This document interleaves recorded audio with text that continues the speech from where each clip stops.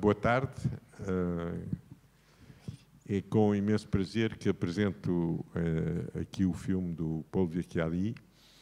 Je vais faire une petite présentation en portugais, après on parle en français de Paul. Paul Vecchiali é dos realizadores incontornáveis do cinema francês. É alguém que começou nos anos 70, tem uma carreira longa. Eu conheço praticamente desde esse período e sempre teve uma maneira muito particular de produzir os seus filmes.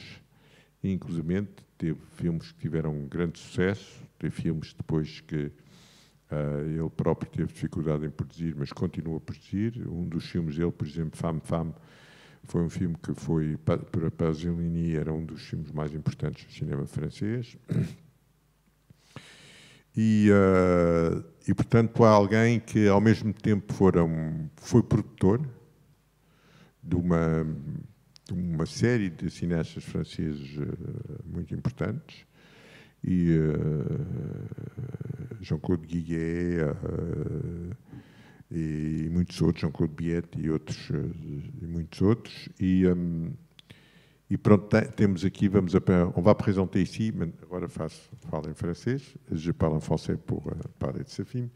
On va présenter ici donc son dernier film, un film qui vient de tourner l'année dernière, c'est ça, avec Marianne Bassler et Jean-Philippe Plumartin, qui sont ici, et qu'il a encore une fois, avec cette énergie qu'il a de ses 90 ans, à tourner, parce qu'il y a une grande jeunesse dans le film, tu vois. Et donc, je suis ravi de vous avoir ici entre nous, de pouvoir venir. Paul, dû à son âge, il faut quand même qu'il fasse un peu attention. C'était un peu risqué pour lui de venir, de faire surtout le voyage. Mais je sais qu'il sera au courant de tout ce qui se passe ici. Et donc j'aimerais un peu que vous parliez du travail avec lui, depuis combien de temps vous le connaissez, comment ce film s'est fait, que vous racontez un peu votre expérience dans ce film, parce que pour vous, ce n'est pas la première expérience. Donc j'aimerais aussi que vous parliez un peu de le travail avec Paul, s'il vous plaît. Moi, en fait, c'est mon 9e film avec Paul Vecchiali. Il y a eu Rose à la rose il y a une 30aine d'années, puis il y en a eu d'autres. Puis il y a eu une longue éclipse, comme assez souvent avec les acteurs à qui il est fidèle et qui lui sont fidèles. Il y a eu une longue éclipse de plusieurs années pendant laquelle j'ai fait bien d'autres choses. Et puis on s'est retrouvés il y a quelques années, et d'abord me concernant des rôles un peu dans des films chorales, donc des rôles plus secondaires. Et petit à petit, lui est venue l'idée de ce film, de cette histoire d'une femme qui perd pied en jouant dans Andromaque de Racine, et dont la propre histoire se confond un peu avec son personnage et sa proximité fusionnelle avec son enfant. Donc je ne vais pas dévoiler la fin. C'est un film, il y a un mystère, il y a un secret, il y a une attente. C'est presque un thriller.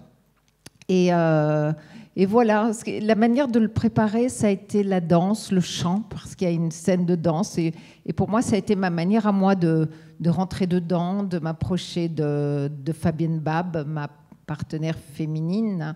Bon, Jean-Philippe et moi, on se côtoie beaucoup dans la vie et dans le travail, donc c'était plus simple. Mais voilà, ma façon d'aborder ce film, ça a été par la danse et le chant.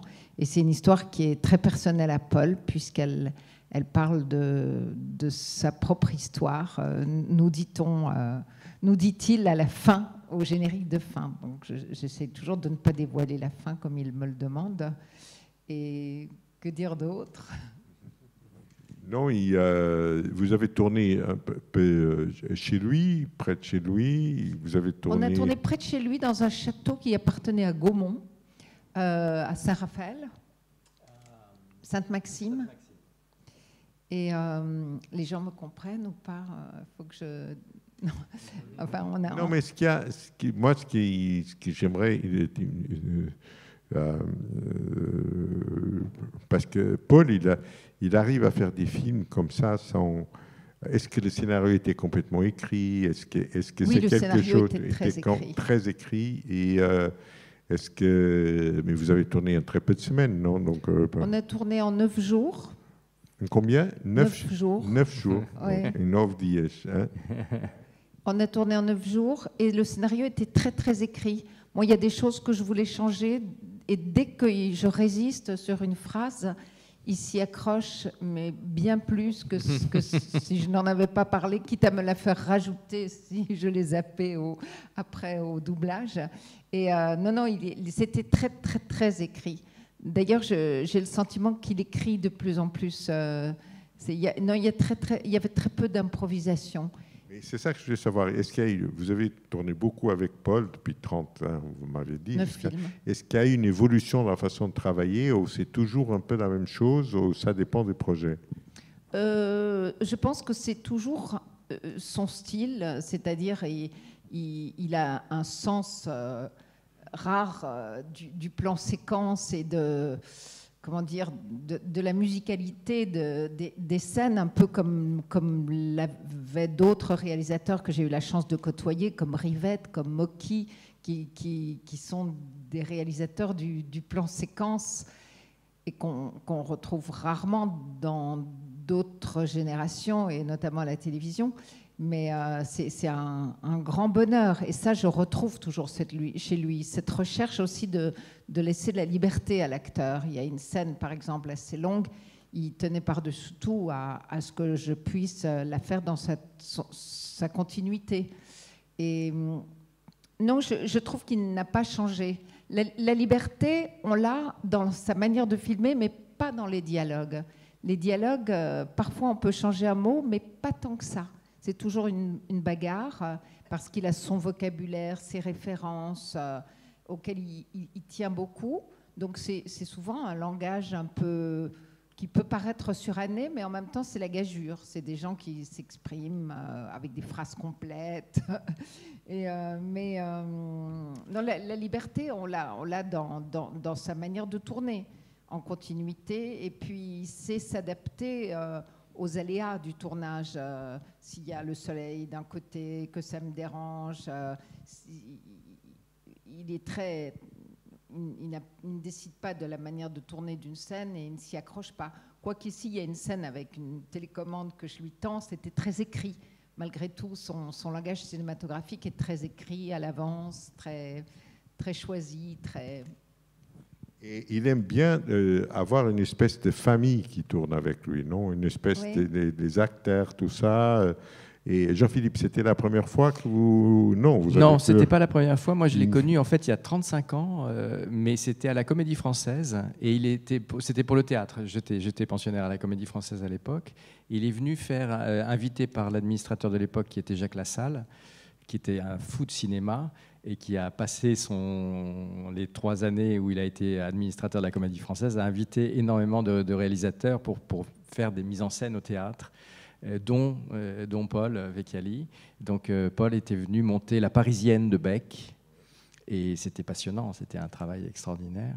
Et je ne l'ai pas revu après pendant des années, un peu comme Marianne, mais moi j'ai moins tourné avec lui. J'ai tourné 4 films avec lui après, depuis une dizaine d'années. 4 films. Oui, donc, si vous voulez, c'était...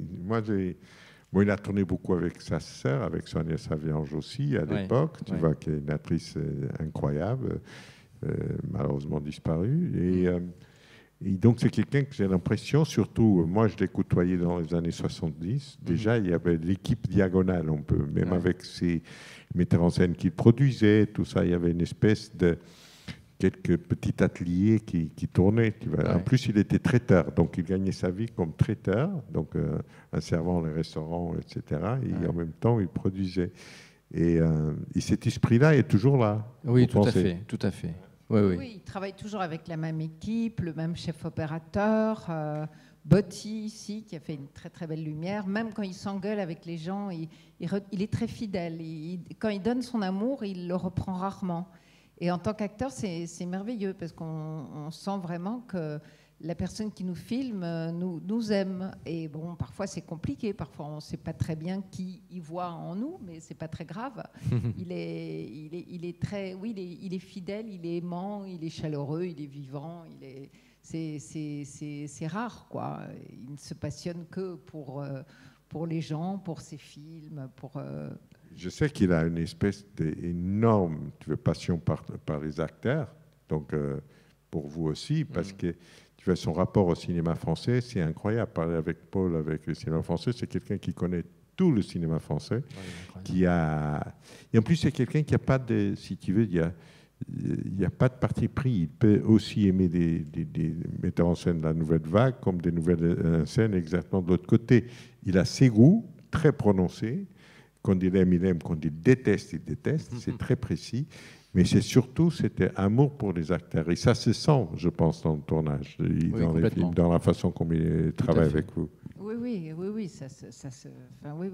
on le vit très fort et il aime bien. Enfin, il y a une cour d'acteurs aussi autour de lui qui se battent. Mais ce qui me fait rire chez lui, vous parlez de sa modernité, son adaptabilité, sa capacité à aimer le cinéma d'aujourd'hui comme d'hier. Mais là où je le découvre chaque jour davantage, c'est sur Facebook. Paul a beau avoir 91 ans, il est sur Facebook et tous les jours, il fait des critiques des films qu'il voit à la télévision. Tous les jours, il parle de 3 films différents, il se dispute avec des gens, il quitte Facebook, il revient le lendemain. Il est incroyable. Bon, donc je vous défie à voir le Facebook de Paul Vicari. Il faut le demander comme ami. Il faut le demander comme ami. Bon, il y a quelqu'un qui veut savoir un peu plus. On va voir le film. On va voir le film, je pense. Ok. Donc, je vous remercie. Je vais vous laisser visiter un peu Lisbonne de cette visite très éclair que vous faites ici. Mais pour nous, c'est important que vous soyez là. C'est important que ce festival a lieu avec la présence des gens. Je pense qu'au jour d'aujourd'hui, c'est quelque chose c'était une de nos grandes batailles. Donc, je vous remercie beaucoup de votre présence. Merci de nous avoir permis d'être là. Et pour votre accueil si chaleureux. Merci beaucoup. C'était super. Merci beaucoup. Merci.